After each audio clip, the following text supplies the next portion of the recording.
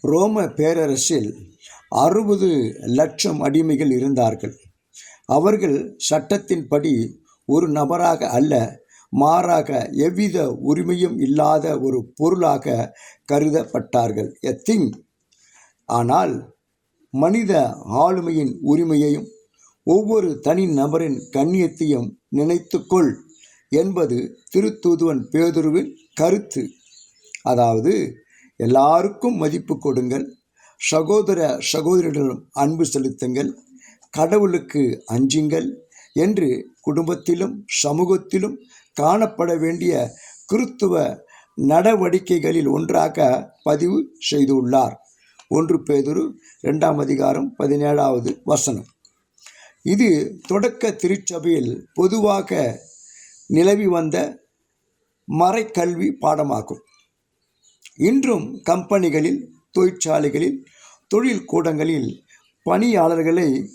தொழிலாளர்களை எஜமான் அல்லது பணியில் அமர்த்துபவர் அங்கே உற்பத்தி செய்யப்படுகின்ற இயந்திரங்களைப் போல ஒரு பொருளாகவே நடத்துகின்றனர்.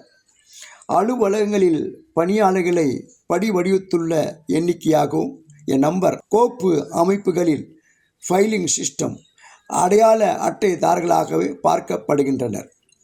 இவர்களும் கடவுளால் படைக்கப்பட்டவர்கள் என்று கருதப்படுவதில்லை.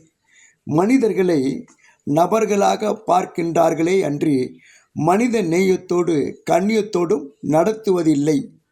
எனவேதான் எல்லோருக்கும் மதிப்பு கொடுங்கள் என்றார் திருமுக ஆசிரியர் பேதுரு.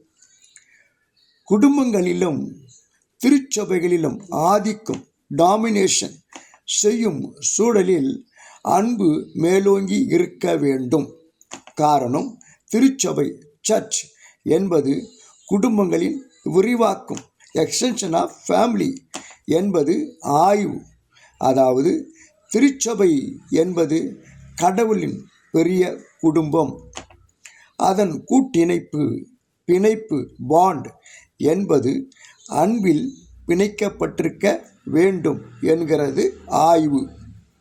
கடவுளுக்கு அஞ்சுவதே அறிவின் மிக அடித்தளமாக இருக்கிறது.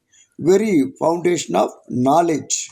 அதாவது, அஞ்சுதல் என்பது பக்தி பூர்வமான அச்சம் கொள்ளுதல் அல்லது பக்தி பூர்வமாக மதிப்பளித்தல் என்பதாகும்.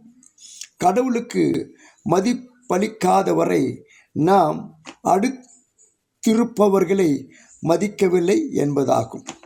சுருங்க சொன்னால், அடுத்திருப்பவரை ஒரு மனிதராக மதிக்கவில்லை என்றால் நாம் கடவுளையும் மதிக்கவில்லை என்பதாகும்.